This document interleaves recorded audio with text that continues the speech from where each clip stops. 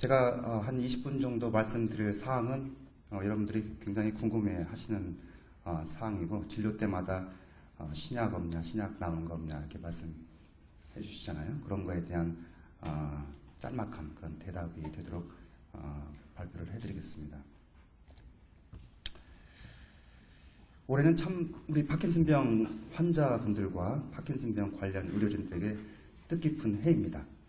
왜 그러냐면은 파킨슨병이 세상에 알려진 지가 딱 200주년 되는 그런 해입니다. 1817년에 영국에서 제임스 파킨슨이라는 영국 의사가 있었는데요. 이 그림을 보면은 여기 사무실에서 많이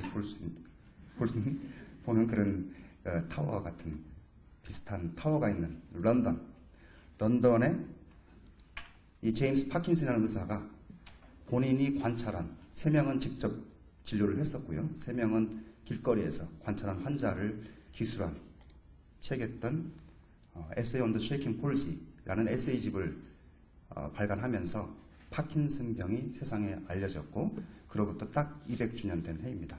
그래서 참 뜻깊은 해이고, 그동안 이런 파킨슨병 환자를 위한 치료법이 상당히 많이 발전을 해왔고, 그럼에도 불구하고 아직도 가야 될 길이 멀다는 것을 실감하고 있습니다. 또 파킨슨병이 유명한 이유는 유명 인사들이 많이 이 질환을 알았었습니다. 교황 요한 바오로 2세를 비롯해서 아주 유명한 마이클 제이 폭스 영화배우, 또 여러분들이 중년 또 젊으셨을 때 많이 시청을 했던 권투 선수 무하마드 알리를 통해서 많이 더 유명해진 그런 질환이죠. 잠깐 무하마드 알리가 생전에 1996년도에 아틀란타 올림픽 때 성화 봉송 마지막 주자였던 그 장면을 보시겠는데, 지금 봐도 상당히 감동스러운 것 같습니다.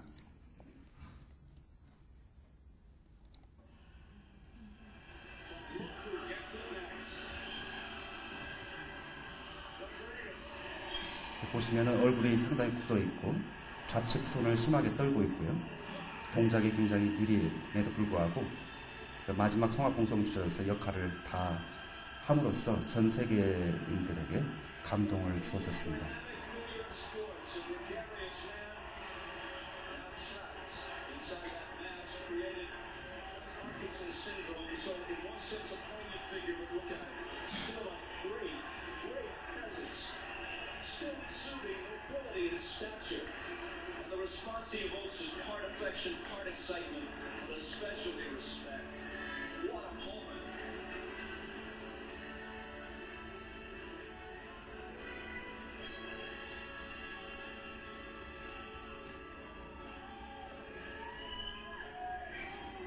네, 그래서 작년에 파괴를 하면서도 또 한번 파킨슨병을 세상에 알리신 분이었습니다. 자, 그럼 본론으로 들어가서 파킨슨병은 계속 나오지만은 뇌의 한가운데 중뇌에 있는 도파민 신경세포의 소실이 아주 특징인, 그러면서 다른 신경세포의 소실까지 동반하는 그런 질환으로 잘 알려져 있습니다. 그래서 여러 번 그림이 오늘 나오는데요. 파킨슨병 환자는 정상에서 보이는, 이렇게 검게 보이는 도파민성 신경세포가 비정상적으로 사라지면서 생기는 질환이고, 이게 가장 큰 특징입니다. 그래서 이 파킨슨병을 치료하려는 그 아이디어는 몇 가지가 있는데요. 가장 대표적인 아이디어가 뇌에서 부족한 도파민을 보충해주는 도파민성 약물요법이고요. 그리고 다른 신경 전달 물질도 소실되기 때문에 그런 비도파민성 뇌신경 전달 물질에 대한 그 부족을 보충하기 위한 약물요법이 있고요. 그 다음에 이제 연구가 되고 있는 도파민 세포를 활성화시키는 그런 약제들, 그 다음에 도파민 세포의 사멸을 억제하거나 새롭게 재생시키는 그런 치료법을 개발하고자 연구가 활발하게 진행되고 있습니다. 먼저 도파민성 약물은 여러분들이 대부분 복용하고 있는 약물이고요. 레보도파와 도파민 효연제로 크게 나눠지고요. 레보도파는 마도파, 퍼킨, 시네메트시알, 스탈레보가 본원에서 여러분들께 처방되고 있고요. 도파민 효연제는 미라펙스, 리킵 이런 약제들이 처방이 되고 있습니다. 레보도파는 파킨슨병 치료에 있어서 미러클이라고 합니다. 요 약이 없으면 파킨슨병 치료가 불가능하다 이렇게 표현하더라도 무리가 아닙니다. 그 이유는 이 레보도파를 복용하게 되면 뇌로 가서 도파민으로 변해서 뇌에서 부족한 도파민의 역할을 대신하기 때문에 가장 핵심적인 파킨슨병 치료 약물입니다. 증상 개선 효과가 가장 뛰어나고 거의 모든 파킨슨병 환자가 필요로 하는 약물이고 비용 효과적인 면에서 아주 뛰어난 약물입니다. 근데 한 가지 아쉬운 점은 많은 환자분들이 또는 보호자께서 이 약물에 대한 공포, 두려움 이런 게 있습니다. 최근에 인터넷 검색이 일반화되면서 검색을 통해서 인터넷 상에 나와 있는 내용을 보면은 이 약을 복용하게 되면 5년 내에 심한 합병증에 걸리고 10년 내면 죽을 수 있다. 이런 내용까지 나와 있어서 상당히 좀 치료하는 주치 입장에서는 걱정이 많이 되는 경우가 많습니다. 모든 약이라는 게 필요한 약품, 적절하게 필요한 약품 복용하는 게 가장 중요한 거고 이 레보도파는 파킨슨병 환자에 있어서 가장 중요한 약물이기 때문에 그러한 약물을 처방받기 위해서 전문가 진료를 받는 거고요. 그 전문가의 처방을 믿고 따라야지 잘 치료받을 수 있다고 말씀드릴 수 있겠습니다. 파킨슨병 환자는 환자마다 증상이 매우 다양합니다. 한 명도 똑같은 파킨슨병 환자는 없습니다. 1000명이면 1000명, 10,000명이면 10,000명, 전 지구상에 1000만 명 가까운 환자들이 전부 다 증상이 틀립니다. 또한 약에 대한 반응도 매우 다릅니다. 그래서 일반화시킬 수 없고 환자에 따라서 맞춤 치료를 해야 되기 때문에 이렇게 일반화된 간단한 문구로 된 그런 기술을 가지고 절대 그런 두려움을 가질 필요 없고 그 담당 주치의와 상의해서 적절하게 이런 가장 중요한 약물을 복용을 하는 게 지혜로운 치료라고 생각을 합니다.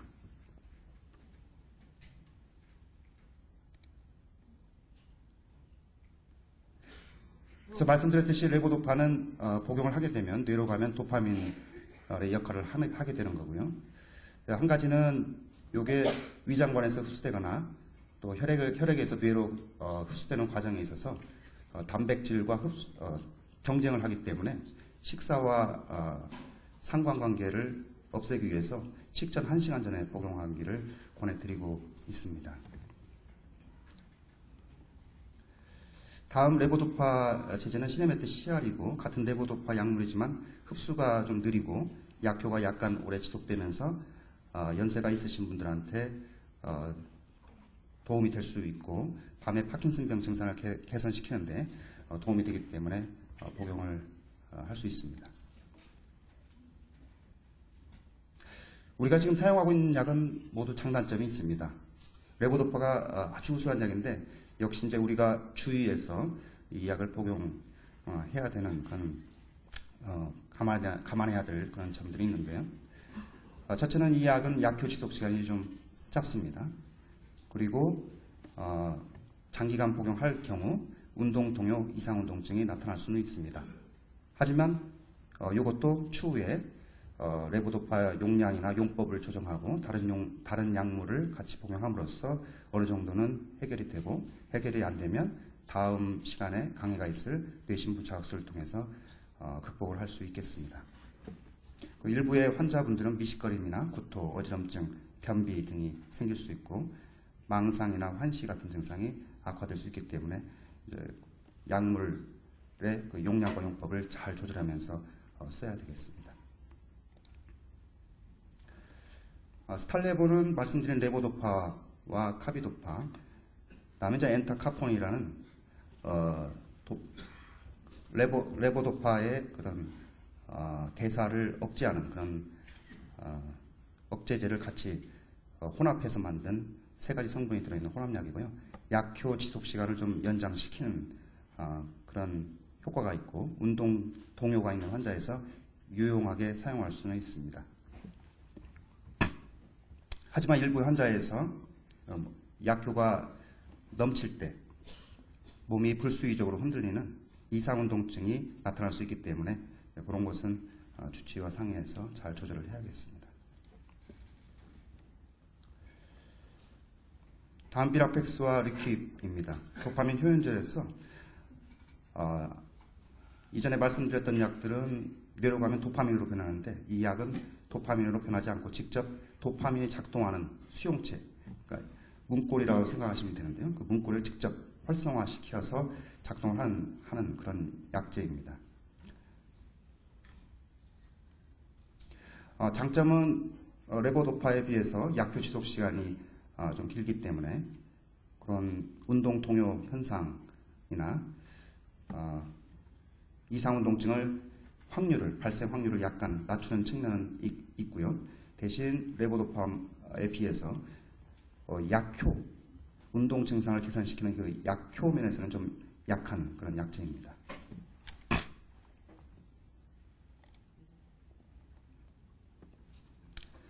다음은 아질렉트라는 약인데요. 최근에 나온 약이고 뇌에서 도파민의 분해를 억제하는 그런 효과가 있고요. 하루에 한 번 복용하는 그런 약제입니다. 신경보호작용이 있다 이렇게 논문이 그런 내용을 시사하는 그런 논문이 게재되긴 했지만 아직까지는 이런 보호작용보다는 파킨슨병 임상 증상을 개선시키는 그런 효과가 우세하다 이렇게 이해하고 있습니다. 다음엔 PKMRG라고 많은 분들이 복용하고 있는 아만타딘 약제이고 뇌 안에서 도파민의 분비를 촉진시키고 도파민의 활용성을 증대시키는 그런 약물이면서 몸이 흔들리는 이상운동증을 완화시키는 그런 역할이 있습니다. 뉴프로페친은 그동안 몇 년간 사용을 했는데 우리나라 정책상 보험 인정이 안 되고 그로 인해서 이 약을 취급하는 회사에서 수입을 포기해서 우리나라에서 현재는 사용할 수 없고 추후에 다시 도입되기를 희망하는 그런 약제입니다. 붙이는 패치형이었는데 밤의 증상이나 또 삼킴장애가 있는 환자에서 유용하게 사용할 수 있는 약인데 추후에 다시 사용되기를 희망하고 있습니다. 그래서 이런 약제들을 환자분의 증상에 맞게 적절하게 혼합해서 치료하고 있고 또 일부의 환자에서는 레보도파 또는 도파민 효연제 단독요법 또는 아질레트 단독요법으로 환자에 맞게 이렇게 선택을 해서 치료를 하고 있습니다. 자, 그럼 새로운 신약들은 무엇이 기다리고 있냐를 간단하게 말씀드리겠습니다. 자, 먼저 듀오도파입니다. 듀오도파는 아까 말씀드렸던 레보도파의 작용 시간이 짧기 때문에 이것을 젤폼으로 만들어서 끈적끈적한 액체형으로 만들어서 24시간 동안 마치 인슐린 펌프와 같이 이와 같은 기구를 시술을 받아서 24시간 지속적으로 레보도파를 공급을 해줌으로써 우리 환자분들이 가장 두려워하는 운동 동요와 이상운동증을 효과적으로 완화시켜주는 그런 역할을 기대할 수 있는 그런 약제입니다. 현재 미국과 유럽에서 많이 치료로 사용되고 있고 저희 병원에서도 올 중하반기에 임상 연구가 진행될 예정이고 운동통요와 이상운동증이 심해서 뇌신부 자극술을 받아야 하는데 그 신부 자극술을 받기가 두렵거나 아니면 그런 수술을 받을 수 없는 환자분들 또는 그걸 떠나서 이러한 치료법을 선호하시는 분들에 있어서 하나의 좋은 치료제로 역할을 할 수 있을 거라고 이렇게 기대하고 있습니다. It is one of the greatest unmet medical needs in the treatment of Parkinson's and is typically increasing frequency during the course of the disease. 갑자기 약효가 없어지는 오프 상태에 빠지게 되면 당황스럽고 약을 찾아서 물을 마시면서 먹기에 불편하니까 이것을 흡입형으로 만든 체형이고요. 잠깐 보면은 동영상이 안 들어가네요. 이와 같이 이런 약제를 코에 대고 이걸 뿌리게 됩니다. 그래서 하루에 한 2번, 3번 정도 약효가 떨어졌을 때 뿌리게 되면 한 10분 내에 약효가 발현이 되면서 그 약효 없는 오프 상태를 개선시키는 그런 약제고, 최근 미국에서 3상 임상 연구까지 마쳤고 운동 동요 증상을 효과적으로 호전을 시키고 안정성이 검증이 되고 있는 그런 약제이고, 조만간 우리나라에도 도입이 될 걸로 기대하고 있습니다. 다음 슬라이드로 넘겨주시겠습니까? 여기 동영상에 나와요. 이와 같이 거의 다 That one of the greatest unmet medical needs in the treatment of Parkinson's and is typically increasing frequency during the course of the disease. 자, 그 다음에 사피나마이드인데 아까 이 질문해 주신 그 약제가 이 약이었습니다. 이게 영어로는 자다고라고 하는 약인데 여기 신문에는 사다고라고 나와서 제가 그걸 못 알아들었는데, 그 약제는 사피나마이드고 그 뇌에서 도파민의 분해를 억제하는 그런 효소를 억제해서 도파민의 효과를 증대시키고 그다음에 이상운동증을 감소시키는 효과가 덤으로 있어서 기대가 되고 있는 약이고, 저희 병원에서도 몇 해 전에 임상 연구를 진행했었고 그 임상 증상의 개선 효과를 경험을 한 그런 약제이고, 지금 모 회사에서 이 약을 수입을 지금 절차를 밟고 있고요. 아마 1, 2년 아니면 2, 3년 뒤로 여러분들께 치료 약제로 처방할 수 있을 것으로 이렇게 생각하고 있습니다.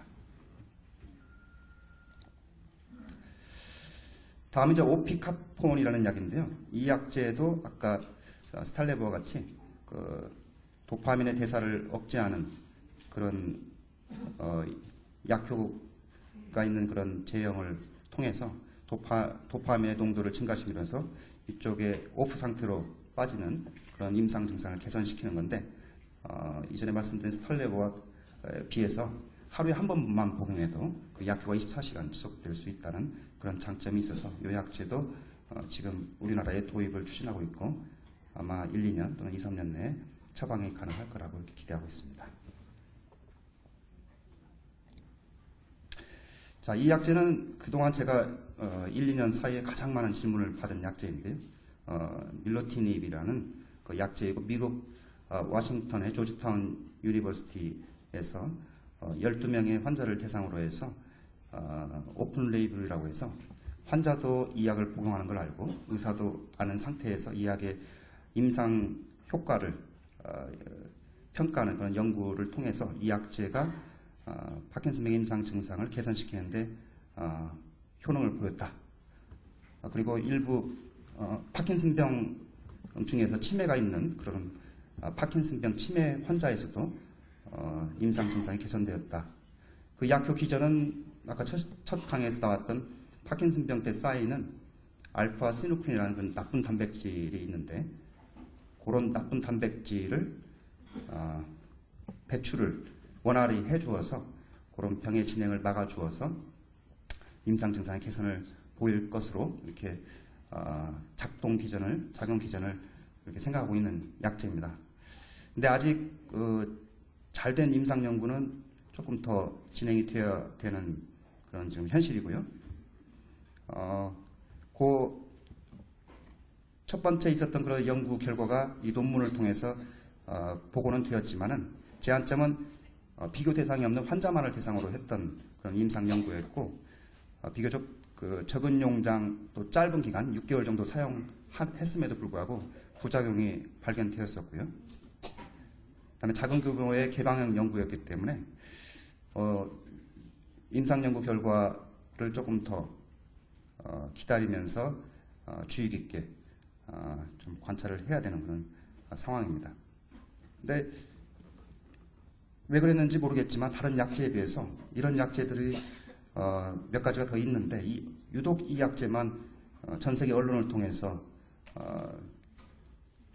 홍보가 되어서 조금 이런 측면에서는 좀 걱정스러운 측면이 있습니다. 왜냐하면 이런 약제들이 사실은 좀 더 잘된 임상 연구를 해보면은 효과가 처음에 기대했던 효과가 기대만치 못한 그런 경우도 있고, 생각지도 못한 부작용이 나타나는 경우가 허다해서 이런 그 신문상으로 나타나는 그런 거에 대해서 조금 더 주의 깊게 앞으로의 그 추가적인 임상 연구 결과를 좀 기다리면서 좀 판단을 해봐야 될 것 같습니다.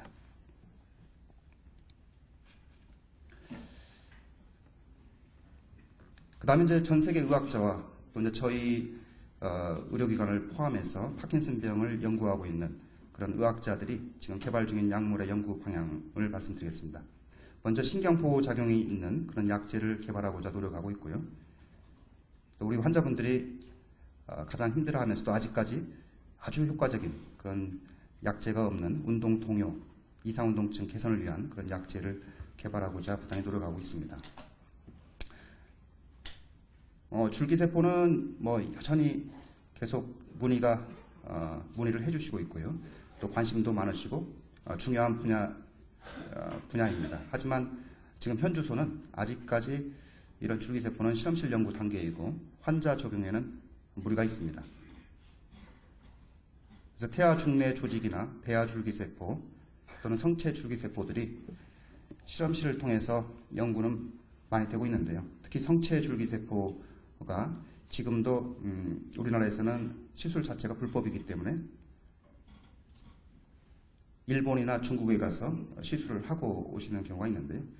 아직 안정성과 효과 측면에서 검증이 제대로 안 되기 때문에 절대 권하고 싶지 않고 역시 추가적인 연구 결과를 좀 보면서 신중히 판단해야 될 것 같습니다.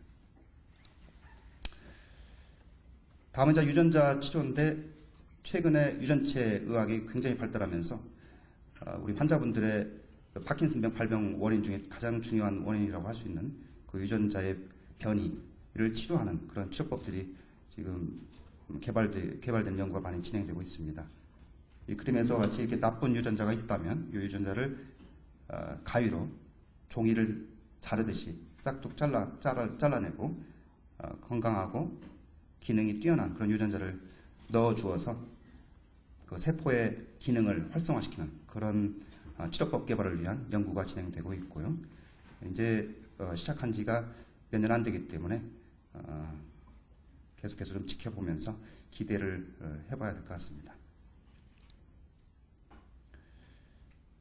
그래서 유전자 치료의 효과를 우리가 기대하는 이유는 도파민 신경세포의 생존을 증가시키는 유전자를 우리가 이용할 수도 있고 또는 세포 보호 효과가 있는 뇌물질을 활성화시키는 그 유전자를 이용할 수도 있고 도파민 대사를 시키는 그 효소를 조절하는 유전자를 이용할 수도 있고 또 궁극적으로 파킨슨병을 발생을 시키는 그런 위험 유전 인자를 변화를 시킬 수 있는 그런 가능성이 있기 때문에 주목을 받고 있고 이 유전자 치료 연구는 전 세계적으로 아주 활발하게 진행되고 있으니까 기대를 해봐도 되겠습니다.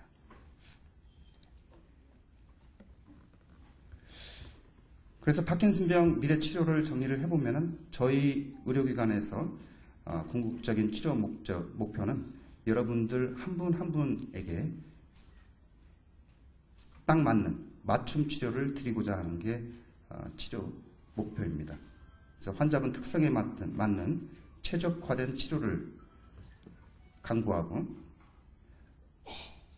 환자분들마다 다 증상이 틀리는데 역시나 그런 이유 중에 한 가지가 환자마다 개인 유전체 구성이 다 틀리기 때문에 체질이 틀리기 때문에 그런 증상의 차이가 있는 것이기 때문에 그런 개인의 유전체 특성에 맞는 치료법을 강구하고자 개발하고자 부단히 연구를 하고 있고요. 또 환자와 가족의 상황에 맞게 적합한 치료를 찾고자 노력하고 있습니다. 그래서 환자분들로 하여금 운동을 할 수 있게 상태를 만들어드리고 직장 생활을 계속 유지할 수 있게 치료해드리고 일상생활을 원활하게 해드리기 위한 게 저희 파킨슨병 미래 치료의 궁극적인 목표이고요. 이러한 목표를 달성하기 위해서 저희가 연구하고 있는 최종 목표는 파킨슨병을 미리 예방하고 파킨슨병이 발생한 환자에서 진행을 억제하거나 느리게 하거나 더디게 하는 그런 치료법을 개발하는 게 저희가 하고 있는 연구의 최종 목표입니다.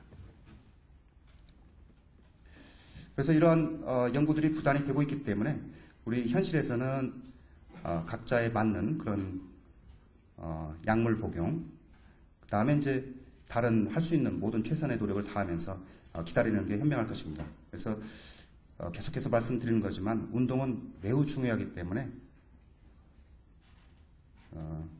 꾸준히 해주시길 부탁 말씀을 드리고요. 이게 그냥 드리는 말씀은 아니고 연구를 통해서도 실험실 연구나 임상 연구를 통해서도 과학적으로 증명이 되고 있는데요.